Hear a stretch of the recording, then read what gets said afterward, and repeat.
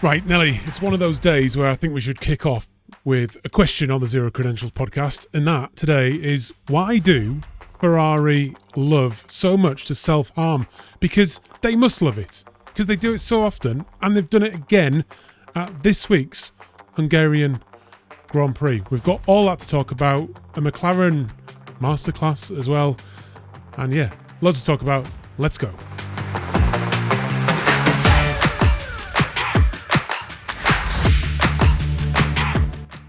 Yes, so... Dear me. The Ferrari, those Italian sausages, those silly boys, what have they done again? Started off so nicely for them. Yeah, I mean, first and foremost, I thought it was a great race. It was one of those races that kind of just builds and builds and builds throughout the thing. The narrative builds, the excitement builds, the action builds. I just thought it was sort of a classic F1 race for this time of the year when the championship is still hotting up. Personally, I just get so excited when we see genuine, almost equal racing for P1 as well. I just think that's why we're watching, isn't it? Look, yeah, it was a real buzz this weekend. I mean, it was a good narrative, a good story for the race. Lots of highs and lows, and a bit of strategy coming into the mix as well, and some people shitting the bed and falling off halfway through the race, and then a proper fight towards the end where everything starts to converge towards the last 5 laps, which is just what you want, isn't it? Everything, all the tyre strategies start to converge. We'll come back to McLaren. We will come back to them because they deserve some good airtime today. But I think, because we've asked the question at the start there, shall we broach what's happening at Ferrari? I'll let you run away with that. What do you think's going on? Well, the prancing up. I mean, it looked for anybody watching that they'd made a wing adjustment or something after the first stint that Charles didn't like or didn't expect, or maybe they'd spoken about it before the race in the tactics, but he wanted his input given the feel of the race in the first stint. Let's face it, he was at full pace in the first stint. He looked every bit equal to the McLarens. He was matching them lap for lap, and actually they were really struggling, particularly Oscar, to even keep up with him. So it was kind of unbelievable, though, wasn't it? Yeah. Because it out of nowhere he got on pole, which was incredible. Like a gust of wind arrived and killed McLaren's pace by the looks of it, and then Charles popped it on pole, and then in that first half of the race, he was comfortably sort of 2-3 seconds ahead. Yeah. McLaren even said over the radio to Oscar, he was like, right, you can use your pace now. He used that pace and he still didn't catch up. Like it was... Yeah. I mean, I was starting to think, well, does the clean air effect have really that much? And no, I don't believe that it does. Certainly from where Ferrari were. Clearly they've had a few upgrades and it's maybe feeling a bit more stable for him, but he was happy with the car. And then we get the little tantrum halfway through, and then it all basically implodes for him towards the end of the race, where he gets the worst possible position in Formula One, which is 4th, missing out on the beauty parade. And he was absolutely fuming. And then to come out not long after in the interviews and make it sound like, okay, I had damage or something, there was something wrong with the car. I don't 100% believe that. I'm not buying that. No, I mean, one of the benefits of doing this video not straight after the race is you get to see some of the driver reaction. And he, like you said, he immediately came out and said it was something to do with the chassis. It wasn't. He'd spoken too quickly. It was clear that the Ferrari censorship had gone in full pelt on him, and he had been censored by the time he got into that pen. And, absolutely, he was on a leash.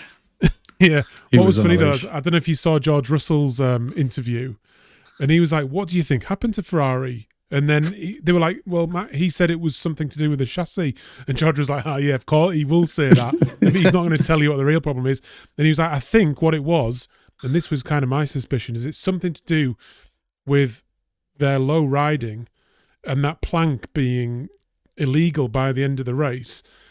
So I think what Lewis was having to do in Belgium was lift and coast. Mm. So because there's so much downforce, it's pulling and sucking that car down, destroying the plank. In this case, what I seem to understand is that they have had to, in that pit stop, without telling Charles, is they've increased the pressure in his tyres. Ah, right, yeah.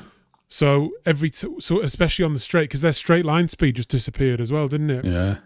So when the tyres are of a higher pressure, when the downforce is affecting the car and getting it low, it doesn't go quite as low. So no, you're not getting the compression onto the tyre, exactly, which results in the grip. Yeah. So that was both increasing or decreasing the wear on the plank, but slowing him down. All massively. Yeah. It just shows the ground effect, though, doesn't it? But by those few mils. But it was sad because he was in a good place, but obviously there's a compromise in being in that speed, in that zone, as he had with his first stint. And they said, no, we have to switch off all your goodies now. Everything that made you fast, we're taking away from you. And I don't know whether that must crucify you as a driver, though, to know that you're in a car with such potential, but you can't use it to its fullest. I mean, would he have been better off? Because let's face it, he was half a lap down, 40-odd seconds down by the end of the race, which is unbelievable compared after the first stint. So he was losing 2 seconds a lap, approximately, in the latter stages of the race to the leaders. That's incredible. And would he have been better off with a slightly moderated setup to start off with? Yes, he might have lost the lead pretty quickly, but would he have got a podium? I think obviously they are dealing with the problem. Where I think part of their self-harm comes in, and they've done it season after season since these new regulations came in, maybe even before that, is their communication. Yeah. They've obviously not told Charles what they've done, because that's where he's essentially had his sissy fit on the radio, because he's saying, like, you've got to listen to me. All you need to do is listen to me, and I can find a different way of managing this. That makes a lot of sense, because he was saying, I can find another way of doing it. So I think he knew that the plank was going to be an issue. Yeah. They should have communicated what they were going to do about it, which they maybe had plans for before the race. But in the dynamic of the race itself, have a word with him, see what he's feeling there and then. Yeah. I think that they're probably, however, at that point, at risk of giving the game away on the radio. I mean, all the teams know it. Like, they've all got the data, haven't they? We know it. We know nothing. We know it. We know it. I know. The fact I've just, like, risked doing a technical explanation on this we don't have any insight, and we know it. Yeah, well done, Ferrari. I think I did say that after qualifying, though, is that, like, us, the hosts of the Zero Credentials F1 podcast, have much of a Scooby-Doo about what is going on with these cars as the teams do. Because after qualifying, they were interviewing Alonso, and he was like, we need to try and understand why we were 19th and 20th this week. And running near the front. Yeah, and then running near the front this week. McLaren lost pace when it got windy. Suddenly, Ferrari at the front. And none of them have a Scooby-Doo what's going on. No. None of them. The regs are far too complicated for them now. And I think you get the impression that many of the teams who do well, they get a nice formula, a nice mix, a nice calculation of where the cars are, almost by look and go, yeah, stick with that. Just keep sticking with that. I don't know how we got this. I don't know how we landed here, but just keep going with that. But Charles followed the line. Maybe they waved his paycheck at him and said, "You still want to get paid this, sunshine?" But then he got censored quickly, didn't he? I thought that, but in a big way, because he was very compliant in the interviews, and that was only 15 minutes, really. Yeah, and I think somebody has properly twisted his nipples and told him to wind his neck in. I mean, Lewis, again, wasn't a happy bunny either, was he? He'd had obviously a very rough time after qualifying. That's a guy who looks like he needs a summer break. Oh, he also said after the race that there was some things happening behind the scenes that... There is something happening behind the scenes. Storm happening outside. There's a storm in the UK today. Take cover, Eddie. Take cover. I don't know if viewers notice, but Nelly is a good height on the screen today because White's the third invisible member of this podcast criticised us and said like that Nelly needs to be higher up so he's not just looking like a small child. Is this all right, Whites? Are we a good Can height? you see me now? Are we a good height? So I hope. But he's exactly right, and I was looking like a midget in the background. But this is. Let us know if you think this is any better or worse. I can obscure my face with some sort of filter if it's troublesome to you. I mean, we could go. We could also go audio only if people hate our faces that much. You'd probably be doing it, yeah. But I would know that if we did it audio only, I'd be doing it in the buff. I would be completely naked, and I need you to understand that. This is probably the lesser of two evils. All you're wearing is a shirt now, anyway, isn't it? I may wear a bow tie, but that is it. Completely in the buff. Waist down, you like that anyway, aren't you? Big time. It's all hanging out. It's still quite muggy in the UK, even though we've got a storm. Yeah. Well, I mean, I hope that people understand that we're not leaving anything on the line on the Zero Credentials F1 podcast. No, that's how excited I get. Well, enough of that. Let's should we talk about McLaren and yes. They entertained us this weekend. One of the things that really stood out to me that I loved was in the past, in the recent past, actually McLaren haven't had their shit together. They've made some mistakes and self-harmed a little bit, but I thought this week they were bang on with two different strategies. Yeah. I mean, that probably does show the overriding pace of that car anyway, that they can do two different strategies and both come out on top still. It's very forgiving, isn't it? It's very forgiving, their motor car. They can do an awful lot with it. But with the strategy stuff, it was like, it's play the hand in front of you, and that's all you want the teams to do. Not go with some pre-prescribed notion of how they think the race will roll out with the strategists, but actually react to what's in front of you. Now, Oscar may feel well agreed, but in that first stint, he had to cover for Charles, who was doing so well at that point in time. So he didn't really have an option. He had to go early with a relatively early pit stop, which took him automatically out of the one-stop strategy. Totally, because the pre-show for this race, we were questioning whether McLaren team orders were going to come into it. But Charles being in there, he was obviously pole position, and then he was running second for quite a long time. Was he? He was in the anyway. Charles, I can't remember the exact order of things, but he was in the mix, and that took away all possibility of McLaren doing team orders. Yeah, they almost because Lando didn't come in straight away, did he? It sort of the decision was made from there, and they couldn't. Once they were running separate strategies, I guess they just had to let him race, didn't they? Yeah, and because Charles was looking so strong, they couldn't rely on Lando catching him up in the second stint, so they had to leave him out and decide to go long on Lando's first stint, which pushed him automatically into the one-stop territory, and they played it absolutely beautifully. And but what I liked with Lando's is he didn't save the tyres, and that's what I wanted to see. When he came out after his pit stop, he was motoring through the field, catching up seconds a lap, even though he knew he had to sit on some tyres. But he thought, I don't care if I have that fresher rubber at the end. I'll just play the numbers game. Track position is everything. He had a big old offset by that point, didn't he? A big tyre offset. And do you think though, if Oscar hadn't come in for a second set, that Lando would have been able to get past him? I suspect he would have done. You know, I think he would have done as well. I think he would have done because what happened at the end with Oscar trying to get past Lando, he only had 2 or 3 laps to make that work. Whereas if Lando had caught Oscar up much earlier in the race, and he was only about 7 or 8 seconds behind, he would have had like half or quarter, third of the race to get past him. To pressure him, to unsettle him, to make him push on the tyres harder than he wanted to.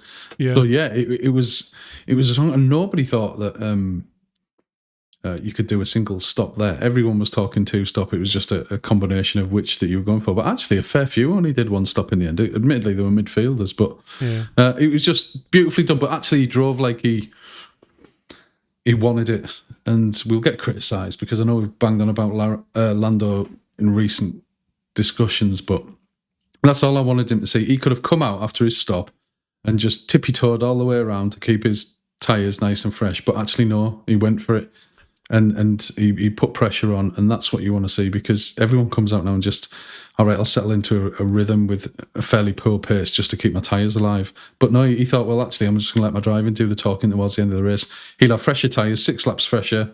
He'll come for me. It's a tricky track to pass on. I'm just going to save up all my electrical power for the straights and try and keep him out away from me in turn 1, and he did it. Yeah, we've been calling for him for Lando to man up a bit. We're big fans of Lando. He's had his challenges, and we've called for him to man up, and I think he did.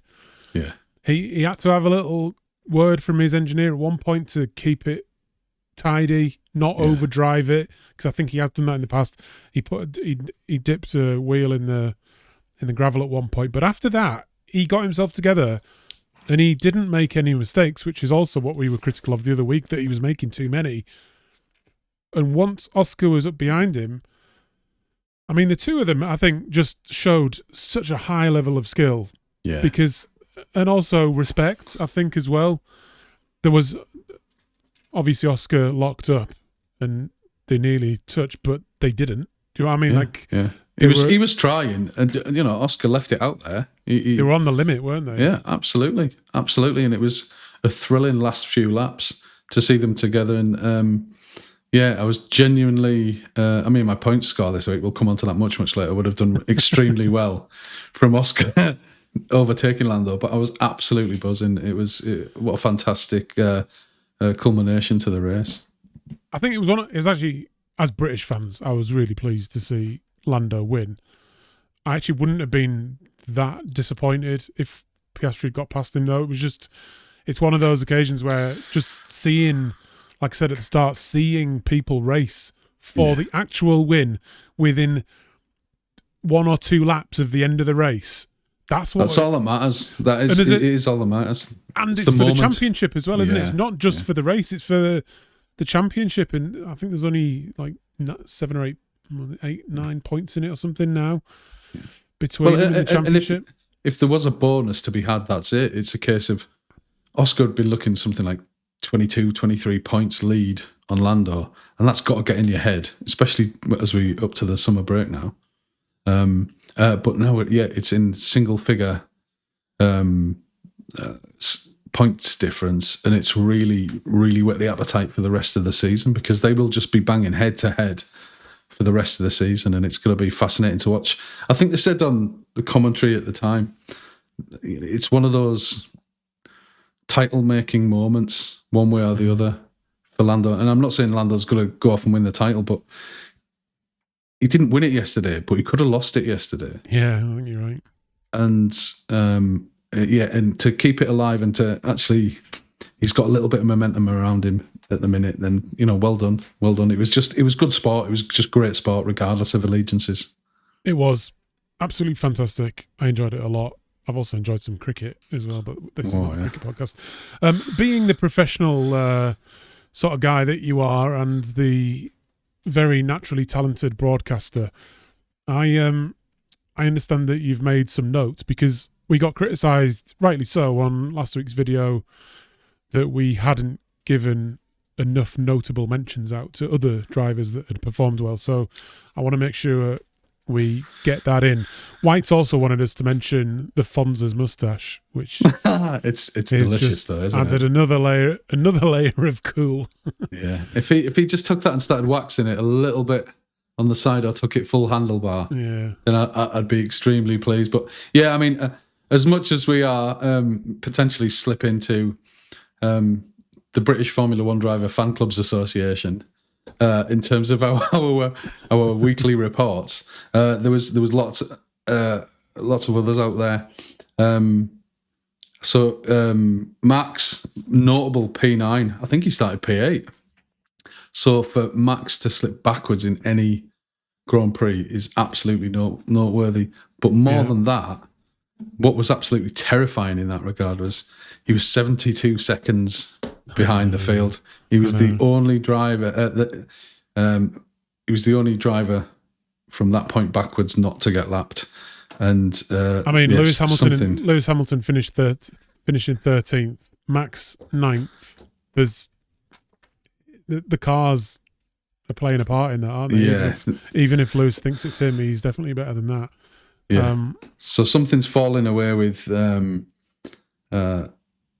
Max and with Red Bull. I don't want to get into it. Is it anything to do with Christian Horner? No, there's something fundamentally wrong with the car. I appreciate there's some.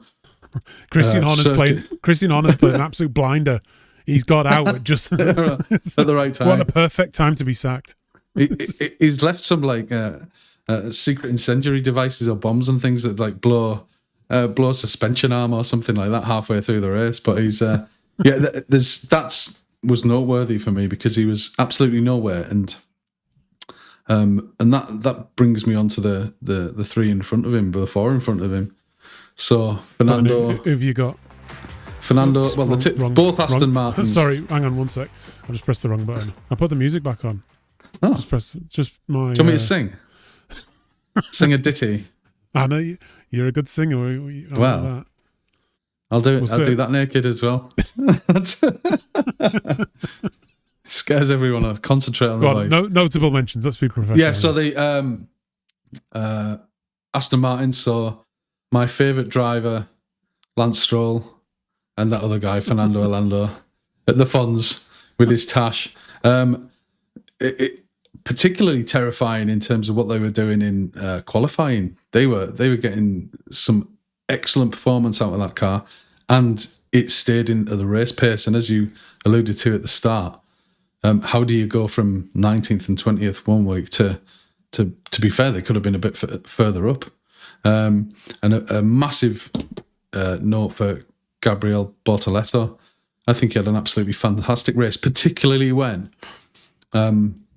Max was starting to make some pace, and he was holding him off, quite comfortably holding him off. Now, there'll be a bit of that in terms of the car for Red Bull, but fair play to the guy. I mean, it's easy to be intimidated in those circumstances, and he's in the Fernando Alonso camp, so he's no schmuck, that's for sure. Although, did you see the interview with Fernando when Bortoleto was walking behind him, and he suddenly said, yeah, but we were much, much faster than the Saubers, with an ear shot of Bortoleto to give him some tube. And they had a little race the other week as well, didn't they? Where the master was still holding off the apprentice. So that was really nice to see. He's to do that in a Sauber, especially when your teammates half the field away. Pretty impressive. Well done. Round of applause to that guy. Yeah, there's a few of the rookies starting to get it together now, isn't there? I mean, I don't know if we're still counting Liam Lawson as a rookie, but he had a good finish. Finished ahead of Hadjar, didn't he? And finished ahead of Max. And Max as well. P8, yeah. So he'll be kicked out of that seat back into the Red Bull. I think, as you said, Max will be jumping into the Racing Bull next week and going, "No, I fancy this one. This one looks better." I don't particularly want to talk about it, but other than the fact that Yuki is just a sad figure, isn't it? I don't know where he goes from here, because he's not new anymore, is he? No. Why would they put him back in the other team? I think they should just keep him there for next season to see what happens. It crushes. I mean, that second seat curse is crushing him, and that's why I'm particularly glad for Liam Lawson, because it's easy to lose your head in a circumstance like that and feel like second best for having to go back into the sister team. But yeah, Yuki, the only good thing going from him is people are aware. It's not a curse. It's not mysticism or anything like that.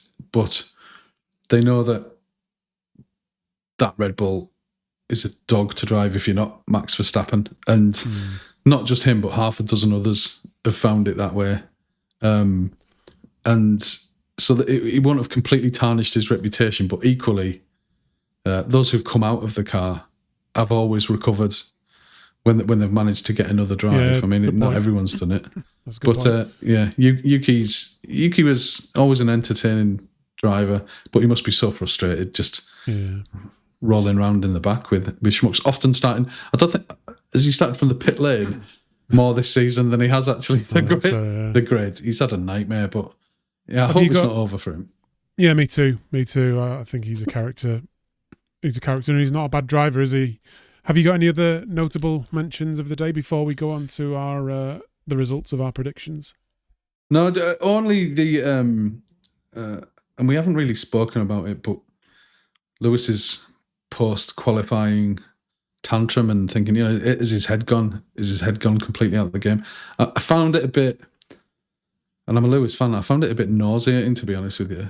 I don't like the I don't like the self-deprecation stuff. He's a 7 times world champion, and he's to say he's useless is disingenuous. He's a great driver, and says to come out and say it wasn't my day or just not feeling it today. Fair enough, but I don't know. It just felt a bit fishing for sympathy or something like that. And no, you've done it more than anyone else in the sport, and pull yourself together.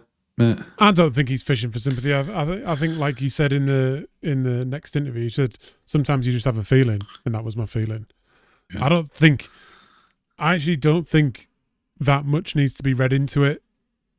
He doesn't need to impress anyone. I just thought it was. I didn't think it was necessary. I just think he's there to win an 8th world championship. There's no other reason he's still there, is there? Yeah. And because he's always he's always comparing his pace to what the leader did. He doesn't care about 2nd, 3rd, or 4th, or 5th. Yeah. He only wants to win. So I just think that's what he's comparing himself to. He saw Charles on pole. He's not on pole. He's just holding himself to a high standard, and he's been too hard on himself. I think my advice to him, not that he'd ever want it, but would just be to crack on. Like, have a break, crack on. If it works, then great. If it doesn't work out, you go into Ferrari, then you're still a 7-time world champion and one of the best ever. So, just. He's the one who's made a career out of saying I rose from adversity and still I rise and all that nonsense, which is it's his brand. But I think that's maybe why. I think that's maybe why he won't give up. Do you know what I mean? Yeah, I think hopefully he'll just keep going. Yeah. Right. Should we move on to some predictions? Because there's been some big points scored. Not here, there hasn't. Not here. So that is the scoreboard after this week. So let's just pop over to our predictions. You didn't do well for pole. No. None of us did. A Charles pole came out of nowhere. Then the race, obviously Oscar came second, Lando came first, Lewis nowhere, Charles in 4th. So you got a point there, mate. I succeed where Charles suffered. Yeah. Charles had a nightmare, but I got a point. Nice one. Ferrari self-destruct and Nelly wins. Yes. So I was wrong with pole. I got Lando right. I got Oscar right. And that's 3 points because you get 2 points for the win and a point for Oscar. And then Whites, again, with another winning round, has got Lando for 2 points in 1st, Oscar for a point in 2nd, and then again, Ferrari's self-destruction is Whites' gain with Charles in 4th, so he has got 4 points. Paid out in a big way. I've revealed it already, but that's the current prediction. So I'm holding out in P1. Oh, I need a big week, man. I need a big week. I need a full house, don't I, really, to get anywhere behind, near. 5 seconds behind. Wow. That's a big gap at this point, I think. You've got some... I'm confident. You've got to hope there's some bad deg for me and Whites. I'm just useless. What the podcast needs is to get another commentator. That's what I'm useless. What's the point? Just get another one. Oh, point well made. Oh, we've got to leave it there. I'm going to put the music on. We'll leave it there. We're coming into the summer break now. So, like we've said before, We care, we love it, but we really can't be arsed, so we might not be back until the preview show for the Netherlands Zandvoort Grand Prix, which I think is the next race, isn't it? And then we'll try, if we can be asked, to put a video out before that to keep you entertained and give you a reason to subscribe to this channel. If I've got nothing better to do. Yeah. Have you got some Thanks for the words? comments though, and the likes and Words. subscribes. Yeah. And we hit our first 1,000 watch video. We did. So thank you everyone for that. That's massive. We're slowly building. We know we're gonna excite people and annoy people. Probably in way towards annoying people, but that's fine. And don't send me any more mean comments because I might cry. I love it. All right, mate. I will catch you soon. And Cheers, everyone. Cheers to you all. Bye. Bye-bye.